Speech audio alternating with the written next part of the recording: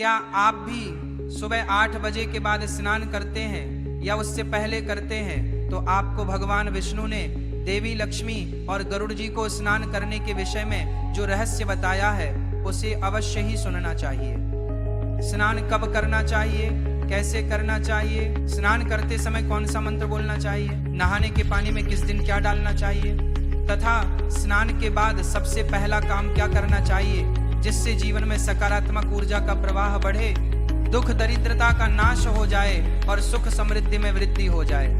स्नान के सभी शुभ फलों को प्राप्त करने के लिए स्नान की सही विधि क्या है? भगवान विष्णु ने स्नान करने के विषय में बताया है कि स्नान कोई देह को स्वच्छ करने मात्र वाली क्रिया नहीं है, इसके सहस्र लाभ हैं। यदि सही विधि से स्नान किया जाए तो मनुष्य जीवन में कभी रोगी नहीं होगी, कभी दुखी नहीं होगा और कभी दरिद्र नहीं रहेगा।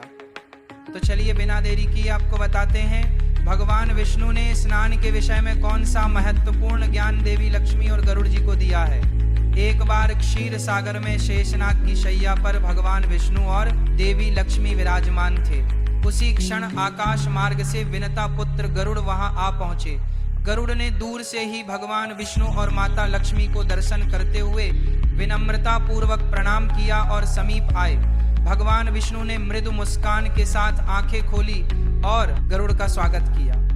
गरुड़ ने हाथ जोड़कर कहा, हे प्रभु नारायण, हे माता महालक्ष्मी, आपको कोटि कोटि प्रणाम। भगवान विष्णु ने प्रेम पूर्वक गरुड़ से पूछा, गरुड़ तुम्हारा स्वागत है, तुम्हारे चेहरे पर शंका दिखाई पड़ रही है, बताओ तुम्हारी निराशा का क्या कारण है? गरुड़ उत्सुकता पूर्ण स्वर में बोला, हे प्रभु, मैं अभी अभी पृथ्वी लोक का भ्रमण करके लौटा हूँ।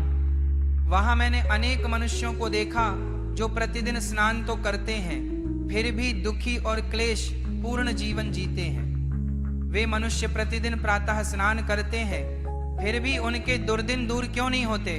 उनके दुखी रहने का क्या कारण है? कुछ क्षण रुककर गरुड़ ने दूसरी जिज्ञासा प्रकट की, हे प्रभु, कृपया मुझे यह बताइए कि स्नान करने की सर्वोत्तम विधि क्या है?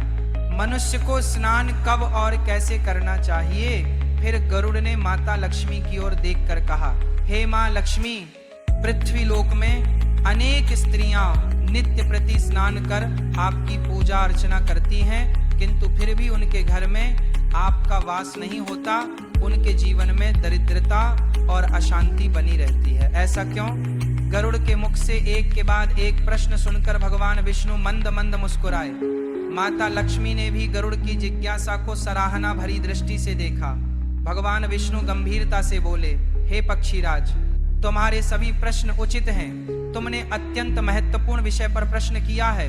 स्नान मानव जीवन का एक अनिवार्य कर्म है। स्नान से ही शरीर और मन की शुद्धि होती है और मनुष्य पूजा पाठ जैसे पवित्र कर्मों के योग्य बनता है। प्रतिदिन स्नान करना अत्यंत आवश्यक है, परंतु सही विधि और समय का पालन न करने पर उसका पूर्ण फल नहीं मिलता। हे गरुड़, मैं तुम्हारे सभी प्रश्नों का उत्तर दूंगा, किंतु सीधे उत्तर बताने से पहले मैं तुम्हें एक पावन कथा सुनाता हूँ। इस कथा को ध्यान से सुनो, इसमें छिपे ज्ञान से तुम्हारे समस्त संदेह दूर हो जाएंगे। गरुड़ जी ने उत्सुकता प्रकट करते हुए कहा, हे प्रभु, आपके मुख से इस कथा का श्रवण करना मेरा सौभाग्य है। कृपया मुझे वह कथा सुनाइए, मैंने इसे ध्यान से पूरा सुनूंगा। फिर भगवान विष्णु गरुड़ जी को कथा सुनाते हैं जो आज मैं आपको सुनाने जा रही हूँ। इस कथा को सुनने मात्र से ही समस्त तीर्थों में एक साथ स्नान करने का पुण्य मिलता है, इसलिए आप इस कथा को ध्यान से पूरा जरूर सुने। मध्य देश में एक अत्यंत सुंदर नगर बसा हुआ था। उस नगर में एक परम धनवान सेठ निवास करता था। उस सेठ के वैभव की चमक दूर दूर तक फैली थी। उसके महल जैसे घर में किसी भौतिक सुख की कमी ना थी। ईश्वर की कृपा से उसके यहाँ 3 सुंदर कन्याओं ने जन्म लिया था। सेठ ने अपनी तीनों पुत्रियों को बड़े लाड प्यार से पाला। उनकी हर इच्छा पूरी की जाती। उन्हें रेशमी वस्त्र, आभूषण और सुख सुविधाओं से भरपूर जीवन मिला। तीनों बहनें रूप और यौवन में अनुपम थी और चंचल स्वभाव से सबका मन मोह लेती थी। किंतु अपनी संतानों को अपार सुख देने के उत्साह में सेठ एक बात भूल गया। उसने अपनी पुत्रियों को धर्म और शास्त्रों का ज्ञान नहीं सिखाया। वे जीवन के आध्यात्मिक और नैतिक पक्षों से अनभिज्ञ रही। फल स्वरूप धन, वैभव, सौंदर्य और सुख होते हुए भी उन कन्याओं का जीवन अधूरा था। शास्त्र ज्ञान के अभाव में उन्हें उचित अनुचित का भेद समझ में नहीं आया। जिस ज्ञान और सद्गुण से मानव पूर्ण होता है वही उनके पास नहीं था। समय के साथ तीनों कन्याएं यौवन की दहलीज पर पहुंच गईं। सेठ ने अपने कर्तव्य का पालन करते हुए उनका विवाह सुयोग्य वर से तय कर दिया। तीनों का विवाह बड़े धूमधाम से नगर के प्रतिष्ठित और धनाढ्य परिवारों में हुआ। शहनाई की मंगल ध्वनि के बीच तीनों बहनों की डोली विदा हुई। वे अपने अपने ससुराल के राजमहलों में आदर और प्रेम के साथ ग्रहण की गई। नई दुनिया में कदम रखते ही सास, ससुर और पति ने उनका भव्य स्वागत किया और स्नेह पूर्वक घर की लक्ष्मी कहकर पुकारा।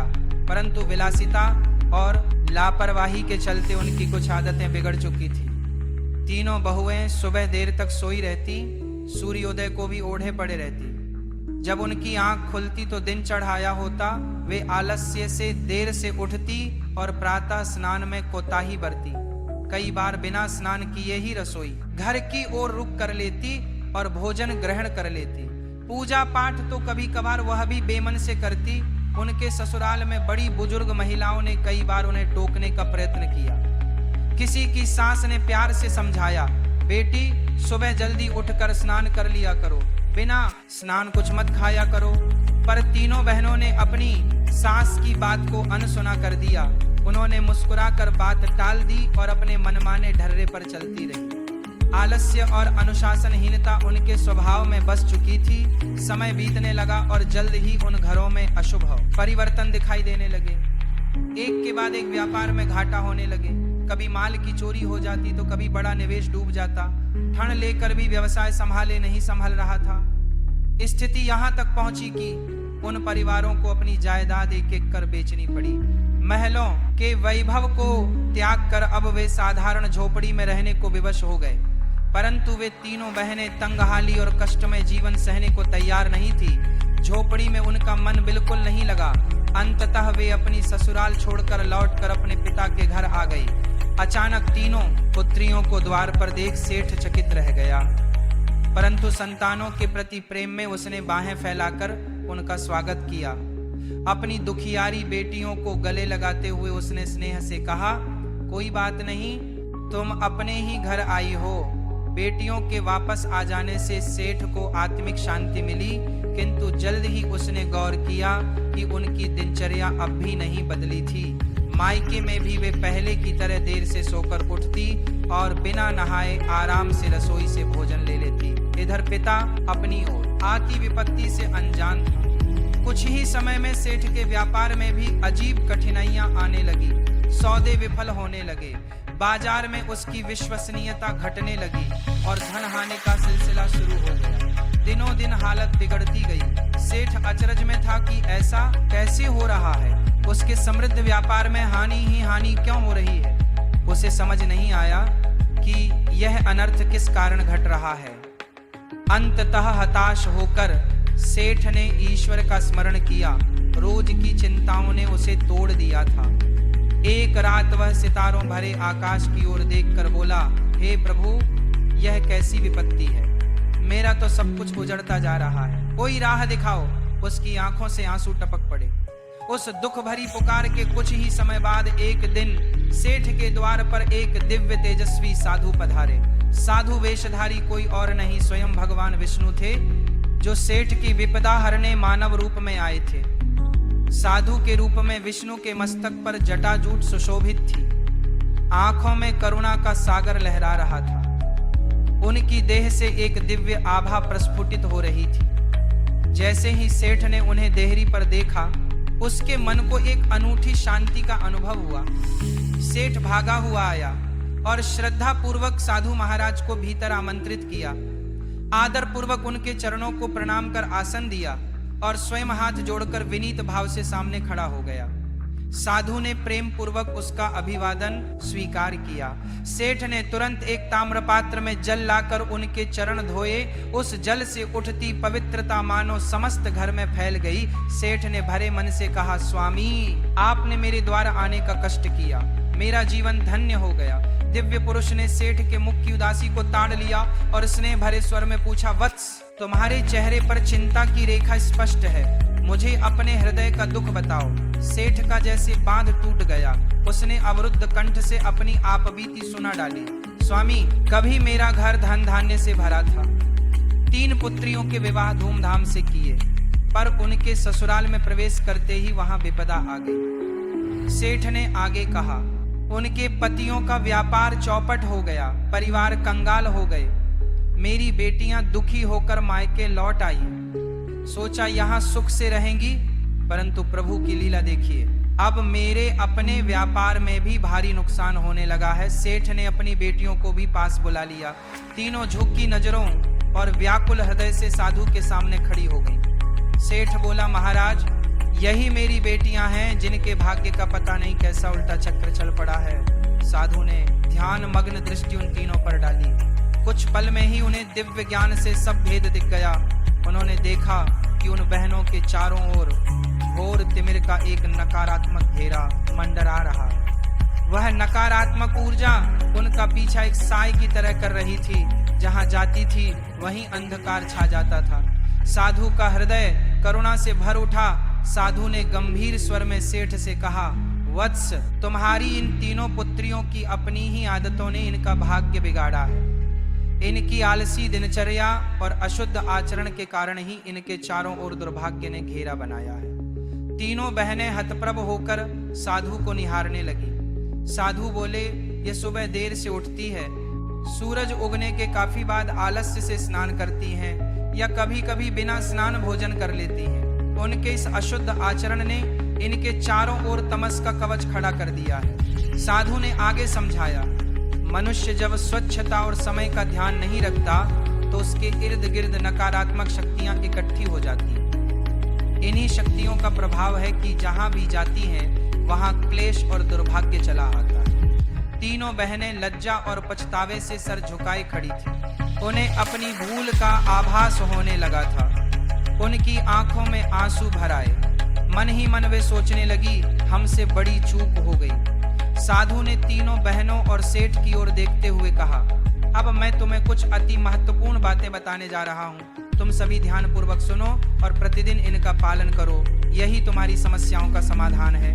साधु महाराज ने शास्त्रों का वर्णन करते हुए समझाया, स्नान कई प्रकार के होते हैं। मुख्यतः 4 प्रकार के शुभ स्नान बताए गए हैं, ब्रह्म स्नान, देव स्नान, जिससे स्नान और मानव स्नान। इनके अतिरिक्त एक 5वां प्रकार दानव स्नान भी होता है, पर वो त्याज्य और अशुभ माना गया है। उन्होंने समझाया, पहला है ब्रह्म स्नान। ब्रह्म मुहूर्त में किया गया स्नान सर्वश्रेष्ठ माना गया है। ब्रह्म मुहूर्त अर्थात रात्रि का अंतिम प्रहर, सूर्योदय से लगभग 1.5 से 2 घंटे पूर्व का समय, जब चारों ओर सृष्टि एक अलौकिक शांति में लीन होती है। साधु की वाणी गूंजने लगी। उस समय वातावरण में अद्भुत और चमत्कारिक ऊर्जा व्याप्त रहती है। इसे देवताओं का समय कहते हैं। इसी समय में देव चिंतन करते हुए स्नान करना ब्रह्म स्नान कहलाता है। यह स्नान मनुष्य के लिए सबसे पुण्यदायी होता है। उन्होंने कहा, ब्रह्म मुहूर्त में स्नान करते हैं, तत्पश्चात उदय होते सूर्य देव को अर्घ्य अर्पित करने से जीवन में सुख, समृद्धि और शांति आती है। उसे जल की हर बूंद मानो तन और मन को ताजगी और सकारात्मक ऊर्जा से भर देती है। ऐसे स्नान से मनुष्य रोग व्याधि से दूर रहता है और उसका शरीर स्वस्थ एवं निरोगी बना रहता है। साधु ने आगे बताया, दूसरा है देव स्नान।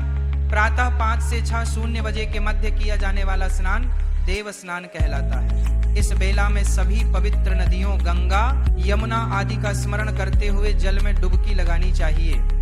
उन्होंने समझाया, इस समय स्नान करने से मानव के शरीर में सकारात्मक ऊर्जा का संचार होता है।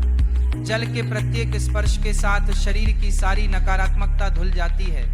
तन ही नहीं, मन भी शुद्ध और पवित्र हो जाता है। साधु बोले, देव स्नान का पालन करने वाले के जीवन में धन संपदा की वृद्धि होती है, उसे सभी भौतिक सुख प्राप्त होते हैं और उसके घर में लक्ष्मी जी का वास बना रहता है। साधु ने तीसरे प्रकार का उल्लेख किया। तीसरा है यश्य स्नान।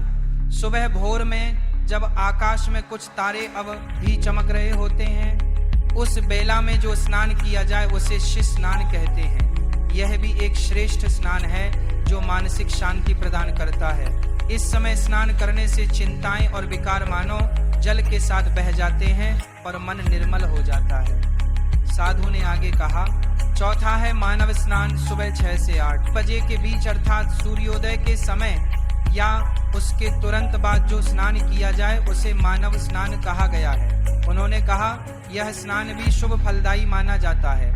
इस समय स्नान करने से शरीर दिन भर ताजगी, स्फूर्ति और सकारात्मक ऊर्जा से भरा रहता है। यह ऊर्जा मनुष्य को हर कार्य उत्साह के साथ करने की प्रेरणा देती है। साधु का स्वर अब गंभीर हो उठा, परंतु यह भी ध्यान रखने योग्य है कि सूर्य निकलने के 2 प्रहर बाद तक भी जो स्नान नहीं करता उसका स्नान दानव स्नान की श्रेणी में आ जाता है। उन्होंने चेताया, सुबह 8 बजे के बाद किया गया स्नान अनुचित और अशुभ होता है। उस समय वातावरण में दैवीय ऊर्जा बहुत कम हो जाती है। ऐसे में स्नान करने वाले मनुष्य के तन मन में उत्साह और शक्ति का अभाव रहता है। साधु ने स्पष्ट शब्दों में कहा, जो लोग सूर्योदय के बहुत देर बाद तक आलस्य में पड़े रहते हैं और देर से स्नान करते हैं, वे दिन भर सुस्ती, क्रोध, द्वेष और चिड़चिड़ेपन से घिरे रहते हैं। आलस्य और अशुद्धि के कारण उनके शरीर में नकारात्मक शक्तियां घर कर लेती हैं और उनका दुर्भाग्य उनका पीछा करने लगता है। साधु ने सेठ की ओर देखकर कहा, तुम्हारी यह तीनों पुत्रियां प्रातः समय पर स्नान नहीं करती थी, सूर्योदय के बहुत बाद तक सोई रहती थी। इसी कारण इनके ससुराल की सारी समृद्धि नष्ट हो गई और अब इन्हीं की वजह से तुम्हारे घर की लक्ष्मी भी रूठ रही है। तीनों बहनों को अपने गलत आचरण का असली कारण अब समझ आ चुका था। वे रोते हुए साधु के चरणों पर गिर पड़ी। महाराज, हमसे भूल हो गई, हमें क्षमा करें, हमें उचित मार्ग दिखाइए। उनकी आवाज पश्चाताप से कांप रही थी। साधु ने गंभीर स्वर में कहा, अब मैं तुम्हें स्नान के समय बोला जाने वाला एक अत्यंत महत्वपूर्ण मंत्र बताता हूँ। इसे ध्यान से सुनो और स्मरण करो। जो भी इस मंत्र का उच्चारण करते हुए स्नान करता है, उसके सभी पाप उसी क्षण नष्ट हो जाते हैं, उसका दुर्भाग्य दूर हो जाता है और उसे अपार सुख समृद्धि प्राप्त होती है। गंगा यमुना चैव गोदावरी सरस्वती नर्मदे सिंधु कावेरी जल अस्मिन सन्निधि कुरु। साधु ने मंत्र का अर्थ बताते हुए कहा, इसका भाव यह है कि हे पवित्र नदियों गंगा, यमुना, गोदावरी, सरस्वती, नर्मदा, सिंधु और कावेरी, आप सब इस स्नान के जल में सन्निधि विराजमान हो। साधु मुस्कुराते हुए बोले, इस मंत्र का उच्चारण करते हुए स्नान करने से ऐसा पुण्य मिलता है मानो मनुष्य ने सभी तीर्थों में स्नान कर लिया हो। सभी पाप धुल जाते हैं और सौभाग्य का उदय होता है। भगवान विष्णु रूपी उस साधु ने स्नान के महत्व की यह कथा सुनाकर और समस्त विधियां समझाकर सेठ और उसकी पुत्रियों को मार्ग दिखा दिया था। तीनों बहनों की आंखों में कृतज्ञता के आंसू छलक आए। उन्हें अपनी भूल स्पष्ट रूप से समझ में आ गई। तीनों ने हाथ जोड़कर साधु को प्रणाम किया और कहा, महाराज, आपने हमारी आंखें खोल दी। अब हम जीवन भर आपके बताए मार्ग का पालन करेंगे। सेठ ने भी नमन करते हुए साधु का हार्दिक धन्यवाद किया। साधु रूप में आए प्रभु ने प्रसन्न होकर तीनों को आशीर्वाद दिया। सदा सुखी रहो, तुम्हारे घर में पवित्रता और लक्ष्मी का वास सदा बना रहे। सेठ ने पुनः उनके चरण छुए। पल भर में ही वह दिव्य साधु आंखों से ओझल हो गए। सेठ समझ गया कि स्वयं नारायण उनकी सहायता को आए थे। इसके पश्चात तीनों बेटियां अपने अपने ससुराल लौट गईं। इस बार वे नवजीवन के संकल्प के साथ गई थी।